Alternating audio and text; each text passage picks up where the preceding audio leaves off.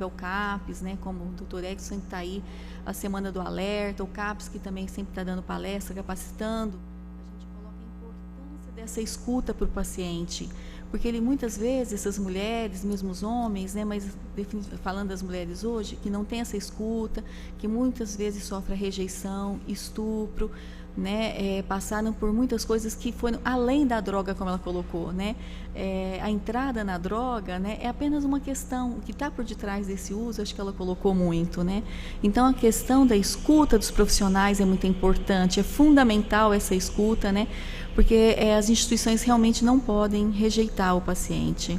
Então quero agradecer novamente a Adriana, né, e a gente deixa aí aberto para as perguntas agora mais técnicas, né. E obrigada pela participação aqui da mesa também, né? Para a sua palestra também foi muito interessante, né? Eu acho que traz muito, não só a questão da sua pesquisa, que é fundamental, né? Mas você deixa muito claro a importância do tratamento também.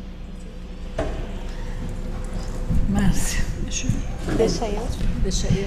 Bom, Adriana, eu gostei muito do que você falou, da sua história, apesar de triste. Eu sou pediatra, então a gente acaba que vê o início do final da história. A gente vê o produto, mas se a gente olhar para trás, você também foi criança, né? Você também sofreu esse abandono. Então, eu não sei se na sua história tem alguma coisa do passado de você ter sido exposta ao álcool durante a gestação da sua mãe. Então, juntando o que você falou com a palestra dela, eu acho que a gente tem que lembrar que isso pode se repetir. As pessoas vivem dessa fragilidade, emendam uma história na outra. Então, de alguma forma, a sua história emendou com a da sua filha. E você ficou com tudo isso junto dentro de você, né? Eu gostei muito quando você falou do álcool na amamentação. Então, pensando ainda no bebê que saiu, tudo isso que as pessoas acham que está certo, os ditos populares, as crenças, né?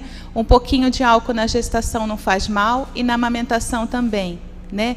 Então, a pessoa tem que pensar que, além disso tudo, o álcool pode diminuir o leite e ele pode continuar prejudicando o desenvolvimento daquele bebê que já pode ter sido prejudicado durante a gestação. Então, isso é um somatório. E eu acho que a gente tem que pensar muito também que o álcool não está lá longe. Ele está perto e, às vezes, dentro da nossa casa.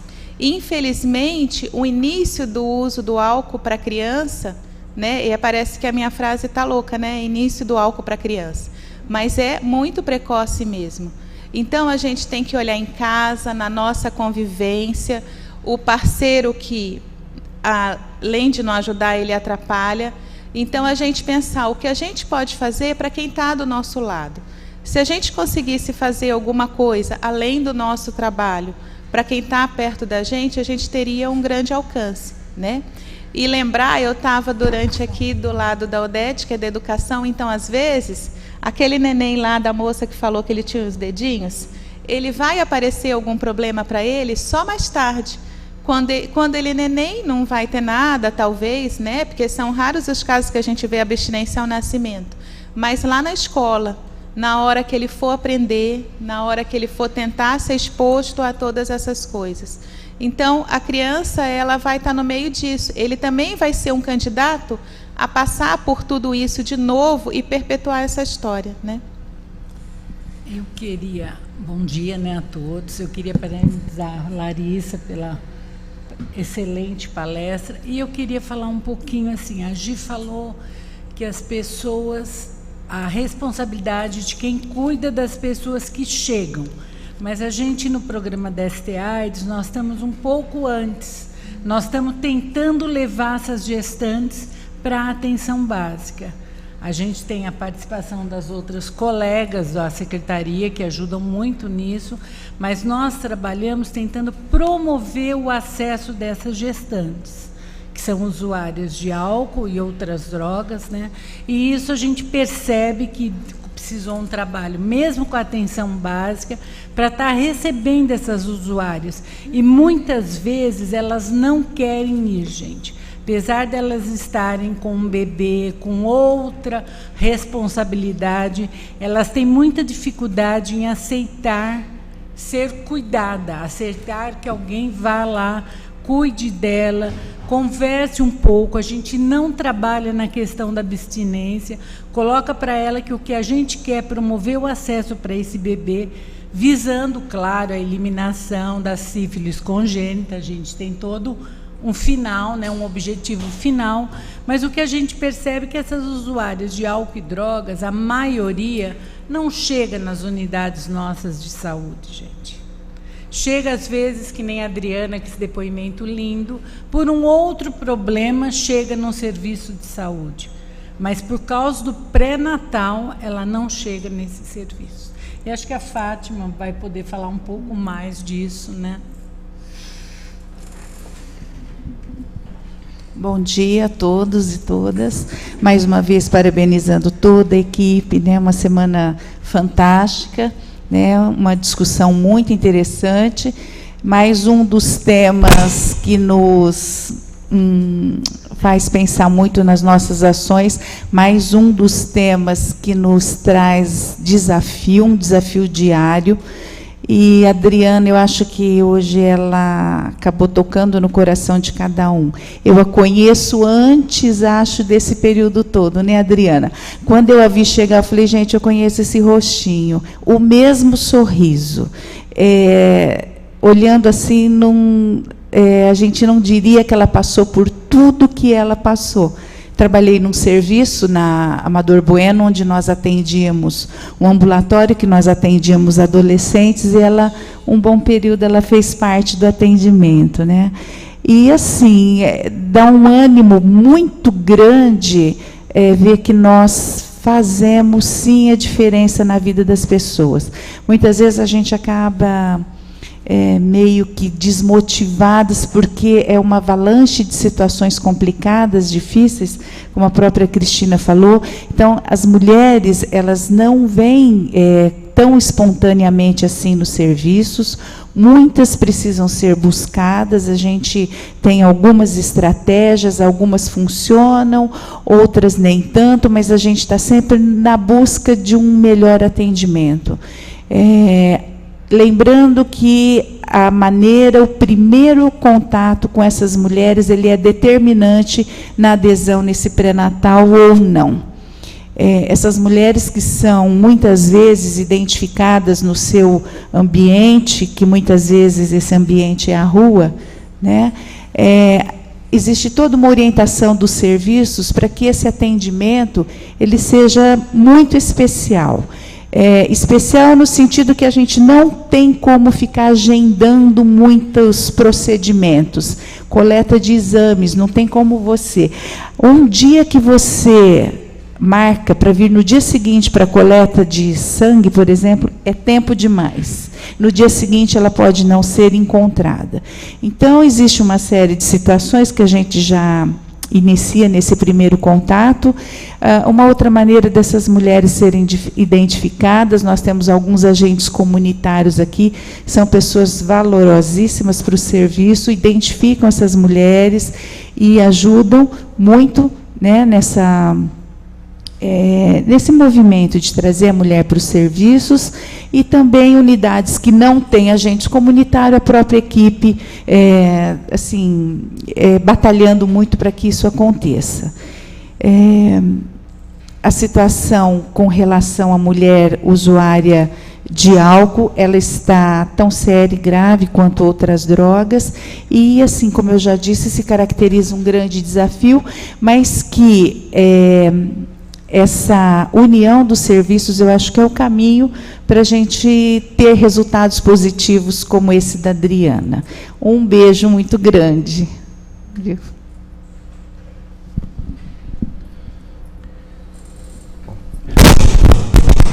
Aqui eu já tinha achado engraçado aqui que a Cristina também tinha levado um susto aqui com esse negócio aqui. Ele assusta a gente.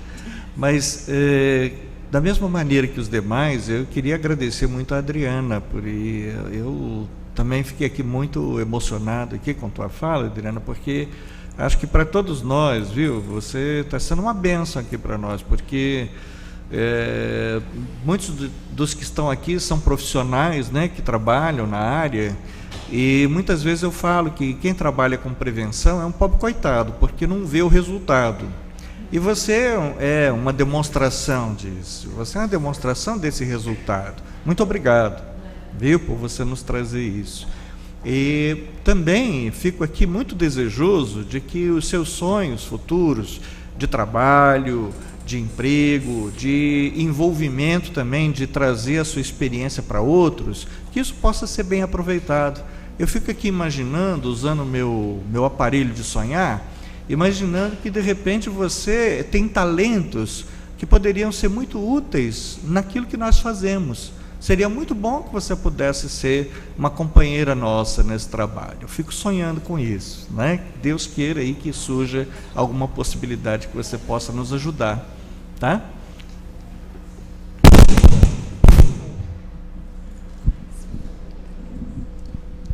Obrigada. Eu queria mais uma vez agradecer a oportunidade de estar aqui com vocês. Adriana, eu fiquei tão encantada, acho que não tem como não falar da Adriana aqui, fiquei realmente encantada com o seu relato, com você. Obrigada mesmo por compartilhar com a gente esse momento. Tá? Falando um pouquinho de prevenção, eu trouxe um pouco na palestra, nós temos casos mais graves de consumo de álcool, mas eu acho que eu queria chamar a atenção também para os casos com a menor gravidade, aquelas mulheres gestantes que não são dependentes de álcool, mas que estão fazendo uso de álcool e colocando os seus bebês aí em risco, né? Então, cabe a gente ter esse olhar cuidadoso também para essa população, né? De mulheres que não têm uma dependência, mas que estão fazendo uso de álcool aí também. Obrigada mais uma vez por todos. A palavra está aberta ao público, as inscrições estão abertas, quem quiser se manifestar ou fazer alguma pergunta para algum dos nossos debatedores.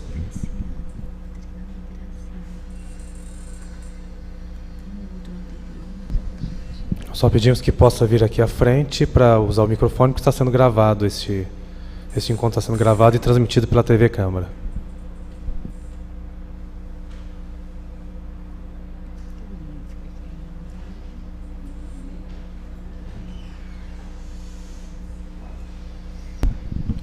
Ninguém tem alguma dúvida, alguma experiência para compartilhar? O seu próprio trabalho, um caso que também tem acompanhado?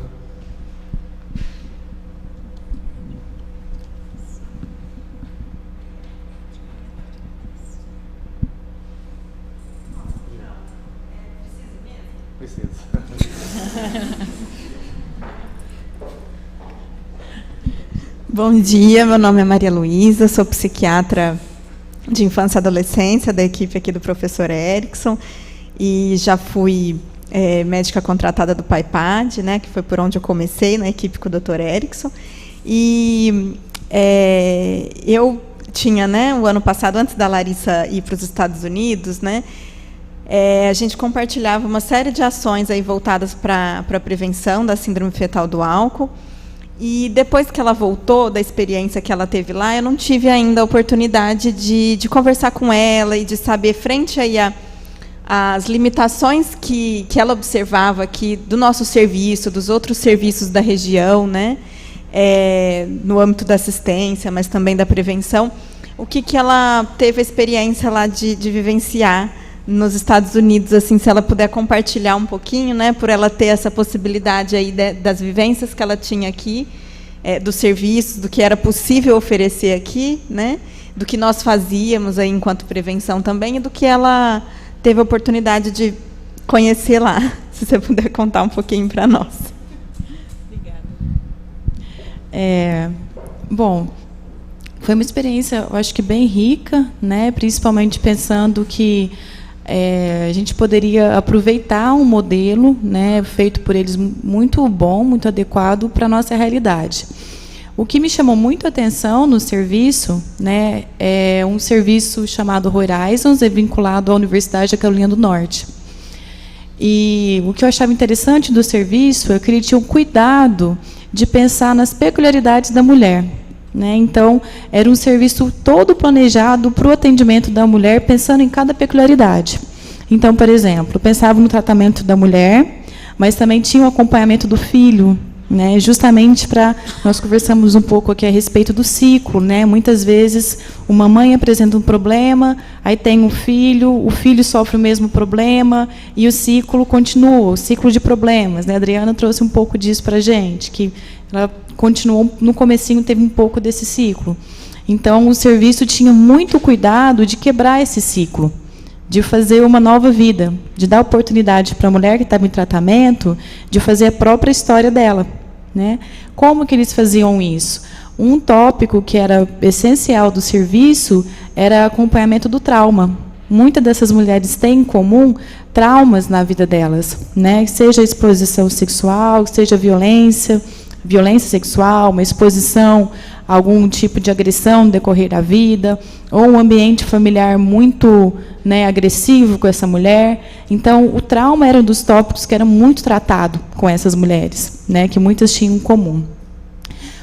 Mas, por outro lado, algo que eu achava, que eu ficava encantada com o serviço, era justamente a oportunidade de cada mulher demonstrar a sua característica pessoal e mostrar os seus dons. Muitas mulheres não sabiam que elas tinham dons e tinham capacidades incríveis, de desenvolver coisas incríveis. Então, a autoestima da mulher era muito trabalhada, tinham oficinas não só de artesanato, de canto, mas tinham oficinas para ajudar essas mulheres na inserção no mercado de trabalho. Então, o serviço tinha muito esse cuidado de ficar atento a qual qualidade que essa mulher pode ter, que a gente pode trabalhar e desenvolver junto, né? E, além disso, tinha um cuidado muito grande da relação mãe-filho. Muitas mães, né, muitas mulheres dependentes de álcool e outras drogas, por falta de um espelho, elas têm dificuldade de tratar seus filhos, né? Então, muitas dessas mães não tiveram uma própria mãe amorosa, carinhosa. Então, elas, quando tiveram os seus filhos, não sabiam muito bem o que fazer. O que eu vou fazer com meu filho? Eu não tive uma mãe que foi carinhosa e amorosa comigo. Como que eu vou fazer com essa criança que está vindo agora para mim? Né? Então, a gente trabalhava muito a parentalidade dessa mãe também. Então, como uma mãe, qual que é o adequado da mãe fazer? Você está irritada com a criança? Tudo bem, criança, quem é mãe aqui sabe melhor do que eu, né? O que a gente pode fazer diante desse momento? Como ajudar a criança a desenvolver? Então, a gente tinha um pouco de uma escola de como ser mamãe, né, dentro do serviço. Então, assim, era um serviço muito completo, no seguinte sentido, de atender mãe, familiar, criança, né, era bem amplo, e tinham algumas características que eu acho que a gente consegue aproveitar muito aqui, né, no nosso país, alguns cuidados muito interessantes. Claro que, assim, me chamou muita atenção, tem diferenças culturais muito grandes, né? Nós, brasileiros, somos muito mais de expressar a emoção, de chorar, de abraçar, né? O americano é um pouco mais contido. Então, eu percebi umas diferenças culturais assim engraçadas até em alguns momentos. Mas, em relação ao serviço, o que eu aprendi muito lá, que eu acho que é o que a gente precisa ficar atento aqui, é ao que é necessário para a mulher, qual a peculiaridade desse serviço para atender uma mulher, né? E se a gente está falando de mulher, não tem como não falar dos filhos, e não tem como de falar de ter esse estímulo, né, da autoestima da mulher, de ter esse estímulo para que ela tenha uma ajuda para melhorar e conseguir seguir o caminho. É um pouco disso. Mas era um serviço de atendimento. Ele era vinculado à faculdade, né? E igual como aqui na USP, a faculdade era vinculada a um hospital. Então, lá tinha o serviço hospitalar e o serviço que eu fiquei era ambulatorial. Então, as mulheres passavam um dia ali nas atividades. Em alguns casos mais graves, tinham tipo uma residência, né? Tinham alguns apartamentos que as mulheres eram acompanhadas, né? As mulheres e seus filhos. Então, em alguns casos, elas tinham um apartamento para ficar durante o período do tratamento, ou, nos casos que elas já estavam, né, mais estáveis, tinham um atendimento ambulatorial. Como isso, um atendimento dia nosso, né? Tinha um pouco disso, sim. Interessante.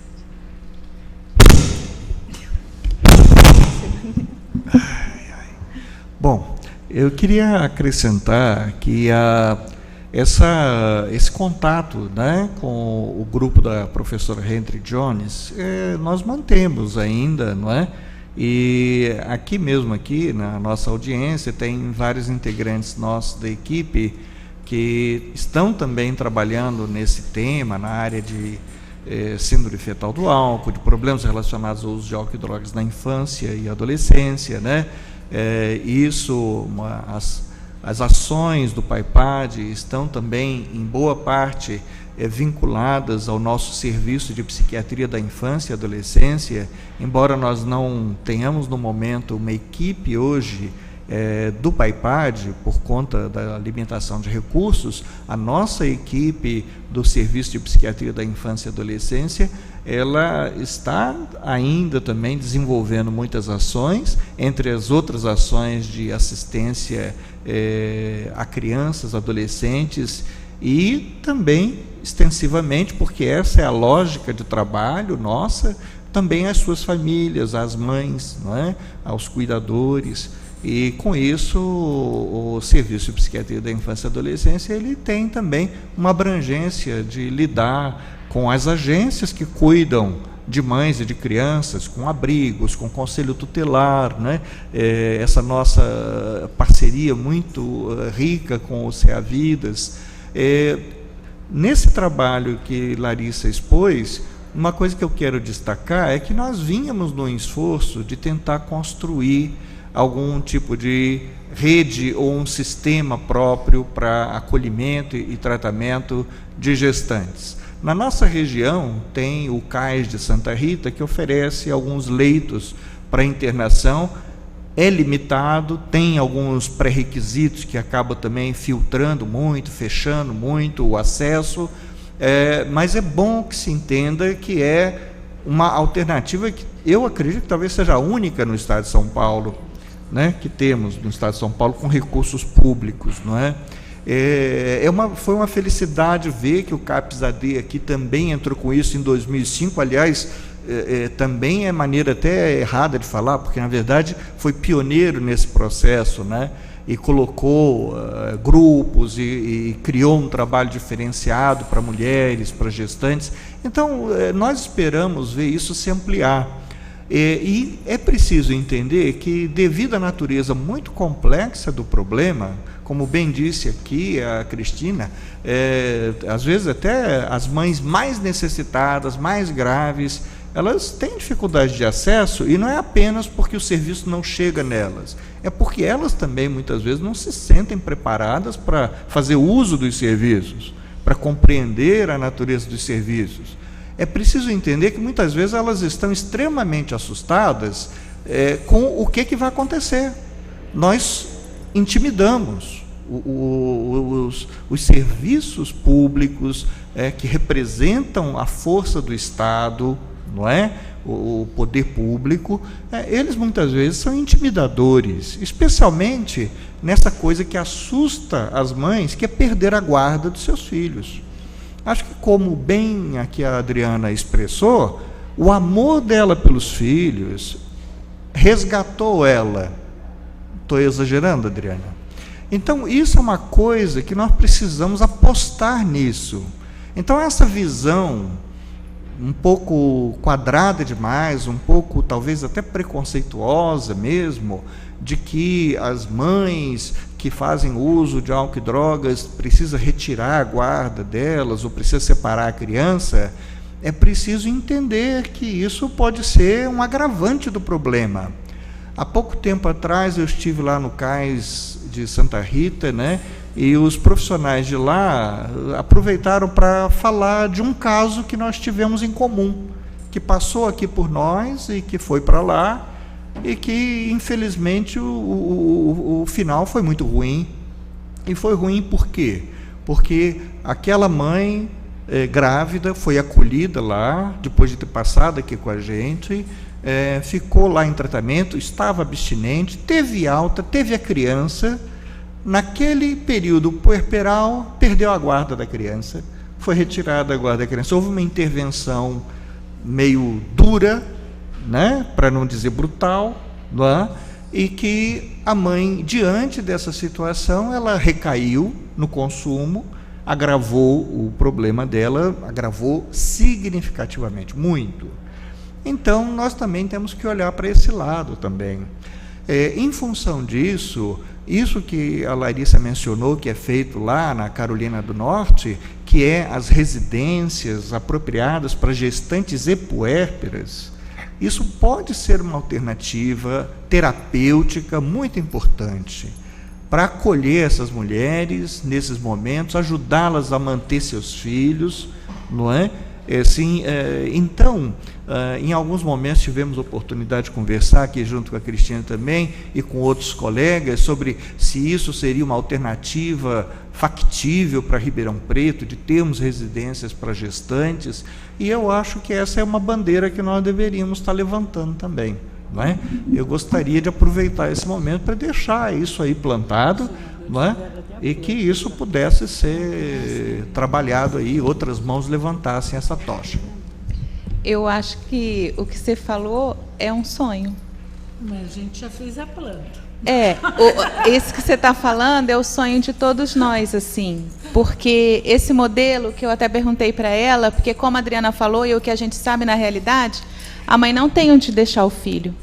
E a gente tem mãe e tem mãe. A gente tem algumas mulheres que também submetem os bebês a riscos inadmissíveis.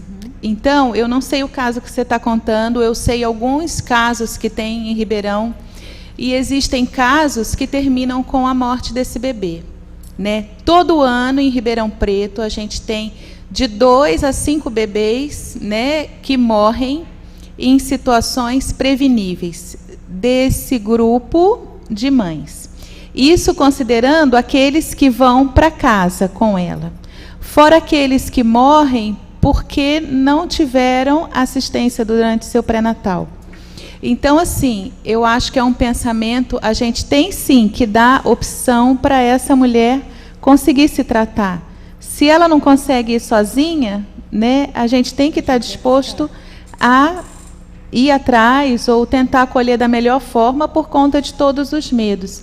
Mas hoje, na nossa realidade, a gente não tem nada. A gente não tem um lugar, se a mulher se apresenta hoje numa unidade de saúde, pedindo ajuda para ir para algum lugar durante a gestação, esse lugar não existe. Por isso que eu falei que era um sonho. A gente também sofre, né? E o lado de cá, muitas vezes, é o pediatra, junto, às vezes, com o psiquiatra ou não, que vai fazer um relatório que vai terminar numa situação dessa. Então, é um sofrimento para todos os lados, eu acho. Mas, infelizmente, hoje, não existe um lugar. Não existe lugar para grávida, não existe lugar para puérpera, não existe lugar para mulher que tem filho e está em outra... E essas crianças estão em outra faixa etária. Então, a gente, às vezes, está pensando aqui na grávida, no neném novo, mas a gente tem um monte de criança de várias idades que está por aí que poderia ser. A única sementinha que houve foram aquelas... Não era um apartamento, né? Aquelas suítes lá na Irmã Margarida, né? Foi a única sementinha que é muito restrito e a gente não tem para onde mandar essas pessoas. Então, se esse lugar que você viu chegasse aqui, ia ser um sonho, né? E a Irmã Margarida fechou. Isso, então já acabou. Então, hoje a gente não tem esse lugar.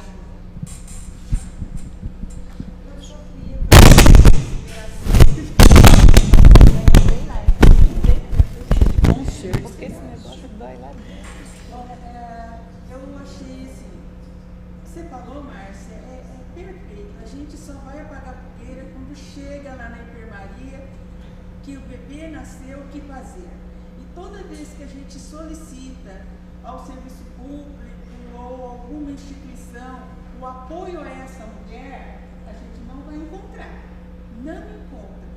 Outro dia eu estava conversando com o Dr. Geraldo Duarte, então ele disse que encaminhou um projeto para a Secretaria de Política para as Mulheres na construção de uma casa. Eu me lembro, é que eu sou bem nova, né, gente? Não sou tão velha, que no meu TCC, o meu TCC era na construção de uma casa para gestantes. O meu TCC. É bem longe. Então, né? E nós não avançamos em nada enquanto política pública para essas mulheres. Eu acho que dar condições faz a diferença. Uma coisa que eu achei muito interessante na fala da Larissa em relação ao projeto é trabalhar as especificidades de cada mulher. E nos serviços, infelizmente, nos nossos serviços, nós não trabalhamos as especificidades de cada mulher. Daquela mulher negra, daquela mulher indígena, daquela mulher lavradora. Isso não é trabalhado. É tudo muito vamos passando por possa acontecer. Eu acho que isso é uma questão que a gente pode mudar no dia a dia do nosso serviço, das nossas ações e nossos serviços. Melhorar, ter esse olhar, identificar o problema, ter tempo para ouvir. Na maioria das vezes a gente não tem todo esse tempo para ouvir essa mulher. E a gente vê a correlação das violências, professor? Quando a mulher chega com seu filho lá que foi abusado, aí ela desaba porque a história dela vem à tona. Eu passei por isso. Eu imagino a Adriana, o sentimento dela em relação a isso, porque quando a gente pega essas mulheres que estão levando suas crianças no serviço, a gente identifica isso. E a dificuldade dela aderir ao tratamento é uma outra situação. Mas acho que essa história a gente tem condições, enquanto serviço público, porque eu acho que são ações de políticas públicas, a gente não só pode dar esse olhar, esse problema não é meu, é da sociedade civil. Não é política pública.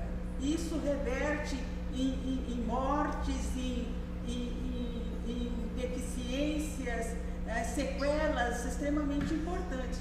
E eu acho que nós vamos ter que fazer essa diferença. Eu já até falei para o doutor Geraldo, então se me dá essa cópia, que eu vou, você sabe, eu vou pedir. Pode ser que eu não, mas que eu vou atrás, eu vou. Eu acho que o papel de nós, enquanto profissionais de saúde, não é só estar na assistência, mas propor as possibilidades de conseguir um objetivo que vai fazer a diferença com um conjunto de pessoas. E não é só nós mulheres, é para as crianças também.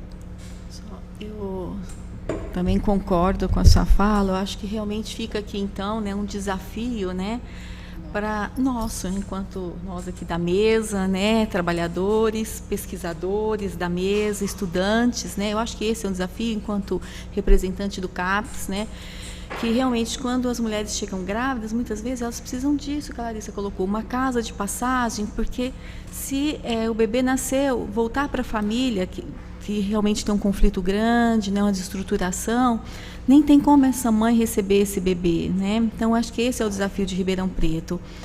E acho que quando o Dr. Edson coloca de 2005 que a gente criou o CAPES, esses grupos, realmente foi quando a gente olhou realmente que essas mulheres num grupo misto, elas tinham as questões muito específicas, da natureza do feminino, de abusos, questões da sexualidade, de violência.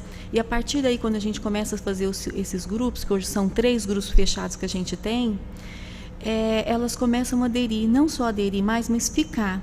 Ainda existe uma demanda reprimida, A gente tem um número de mulheres, mas esperamos mais, mas é como a Cristina Francilin colocou, por mais que faça a busca, muitas vezes elas temem muito, porque elas não conseguem ver que a questão do álcool, da droga, é uma questão para elas. Muitas vezes, quando elas passam nos postos de saúde, as queixas são outras, como a Larissa colocou, que é a depressão, queixas clínicas, e elas acabam não tocando a questão do álcool. E às vezes já não é nem um uso nocivo, já é uma dependência mesmo.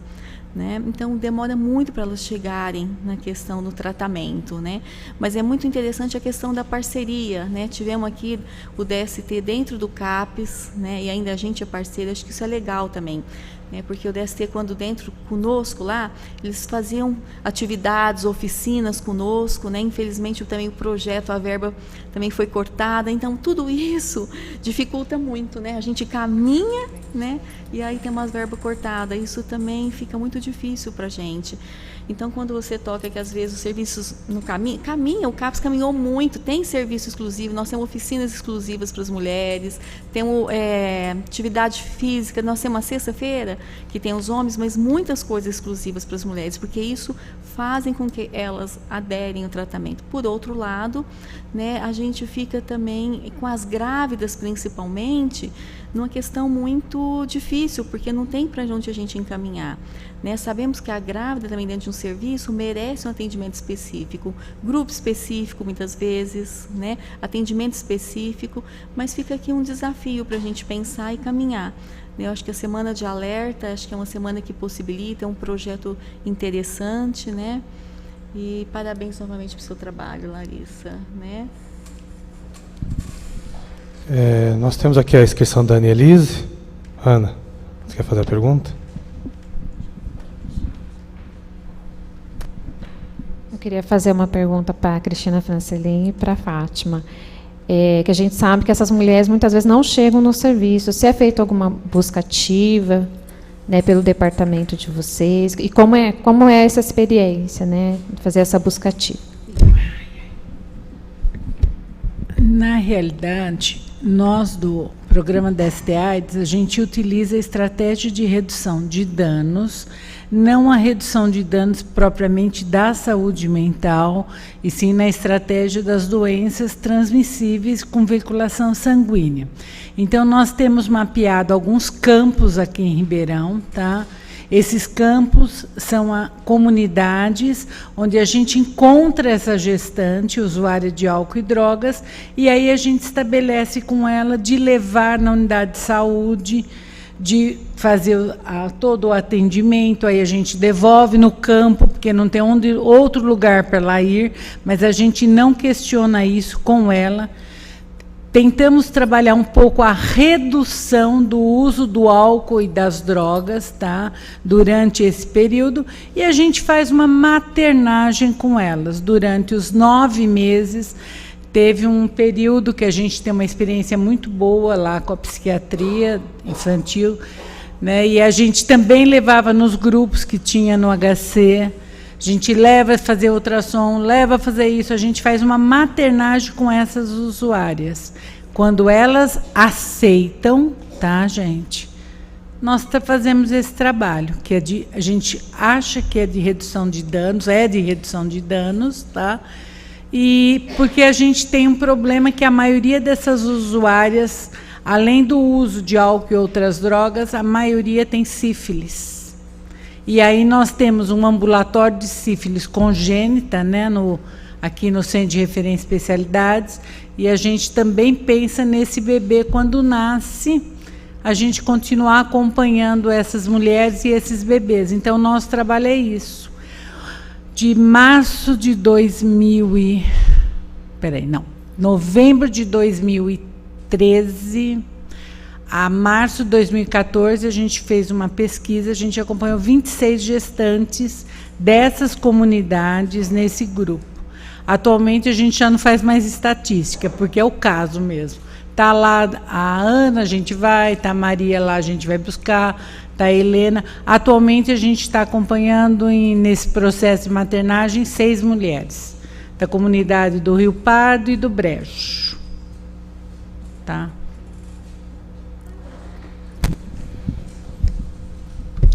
Mais alguém gostaria de se inscrever? Deixa eu só falar um pouquinho do Programa da Saúde da Mulher.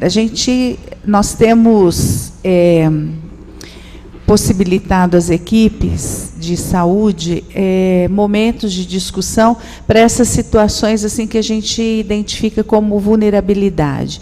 Nós estamos falando aqui de usuárias que fazem um uso mais frequente, um uso mais pesado, né?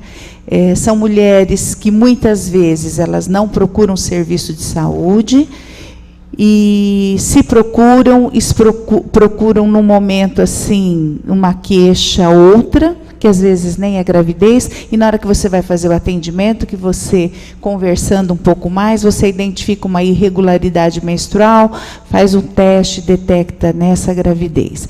Então, o que a gente tem trabalhado com as equipes está muito aberta e atenta a todas essas situações vulneráveis. E oferecer o atendimento todo necessário, previsto para essa mulher nesse momento. Não se agendar, não deixar para um outro momento, porque a gente esse outro momento pode ser daí muito tempo, né? Então, como a Cristina falou, é uma equipe, a equipe do CRE Central aqui, são grandes parceiros. Nós temos os agentes comunitários de saúde que identificam nas comunidades, nós temos muitas pessoas que fazem um uso dos serviços de saúde, assim, de uma forma bastante grande, principalmente em PAs, né? Mas a gente tem também no município de Ribeirão Preto pessoas que não fazem uso algum dos serviços. Nós temos grandes multíporas, não tem nem o álcool na história, mas grande multípora que, por já ter muitos filhos, já conhece tudo, né, já sabe tudo como é que vai ser, não vai no serviço. Então, são inúmeras situações, mas para esses casos contamos com esses agentes, com os próprios funcionários das unidades, os que não contam com os agentes comunitários. Tem a equipe do SAD, que é um serviço de atendimento domiciliar, que eles também identificam essas situações. Então, é assim, um grupo que procura estar sempre muito atento e alerta. Temos hoje uma grande dificuldade com a questão da sífilis. Nós temos identificado muita sífilis, por conta que a gente está fazendo muito exame, estamos procurando muito, buscando muito, estamos trazendo os homens para os atendimentos de pré-natal. Isso assim, é uma coisa que vem a cada dia, a gente vem percebendo uma maior adesão. Os homens já estão se enxergando nesse atendimento, coisa que no começo viram com muita estranheza, né? Mas a gente ainda tem a dificuldade de adesão para o tratamento, que não é um tratamento que você inicia e finaliza no mesmo dia. Na maioria das vezes, eles têm que retornar 3 semanas seguintes e num prazo muito certinho, 7 dias de intervalo, né? Então, a gente tem grandes... e eu acho que a gente conta, né? Tem outras parcerias, hoje, pela frequência com que a gente tem se reunido, com Secretaria da Assistência, né? Com o próprio... A gente tem comitês, câmaras técnicas. Então, o que a gente acredita, eu principalmente, eu acho que essa questão da rede mesmo, né?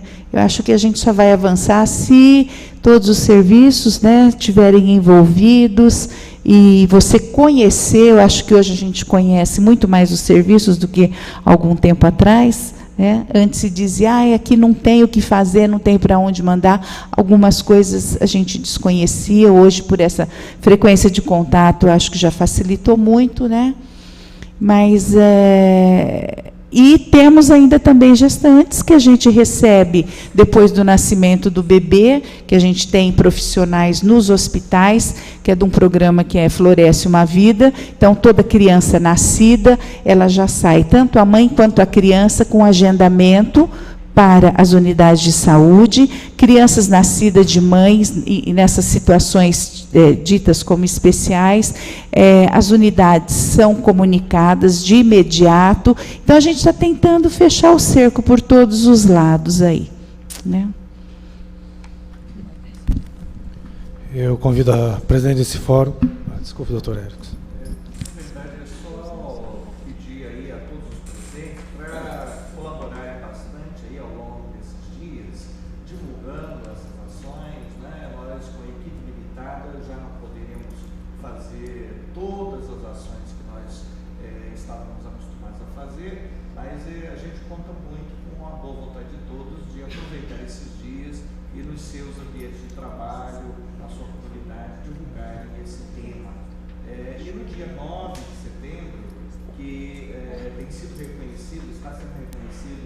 Pela Organização Mundial da Saúde como o Dia Mundial de alerta sobre os transtornos do espectro alcoólico fetal, síndrome fetal do álcool, né? É bom lembrar que, para aqueles que não sabem, quando a gente fala síndrome fetal do álcool, a gente está se referindo à mesma síndrome alcoólica fetal. São só apenas 2 versões da mesma coisa, duas diferentes maneiras de nomear a mesma coisa.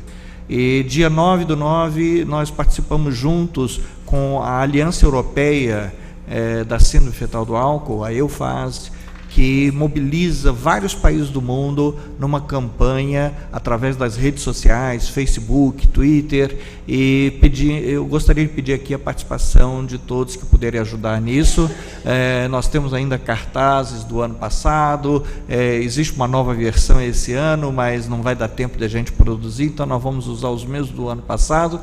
E todos aqueles que quiserem, nós temos lá conosco, lá no HC, lá na nossa sede, lá no telefone 3602-2727, vocês podem estar pedindo, a gente pode estar fornecendo material. Todos aqueles que puderem, procurem o site Too Young to Drink, né? Está no inglês. Se procurar no site do PAIPAD, está lá também o link também. E coloquem suas fotos no Facebook, façam um cartazinho, né? E demonstrem a presença de Ribeirão Preto nessa campanha mundial no dia 9/9, no dia 9 de setembro. É só. Eu convido a vereadora Glaucia Berenice para que possa fazer, presidente desse fórum, para que possa fazer parte da mesa. Não havendo mais inscrições, eu repasso a palavra para a mesa para as considerações finais dos nossos participantes e encerramento deste nosso evento.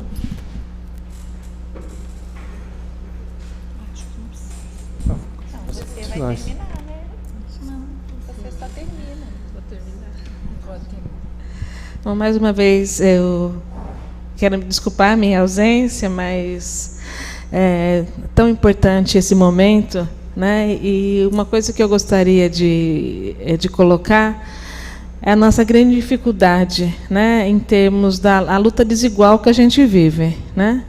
A questão cultural do consumo do álcool entre as mulheres é uma luta desigual dos profissionais, das pessoas que têm consciência disso. Eu vejo que é muito igual ao uso do cigarro na década de 50, 40, né? Porque a mulher, a sensualidade da mulher, o sucesso, hoje está ligado a um copo de cerveja, como era um cigarro, né? Cigarrilha, né? Na década de 40, 50, hoje a mulher, para ser bem-sucedida, para ser sensual, as musas, aí o objeto de desejo são as que estão fazendo as campanhas, produzindo todo aí esse aumento, né, do consumo de bebida alcoólica.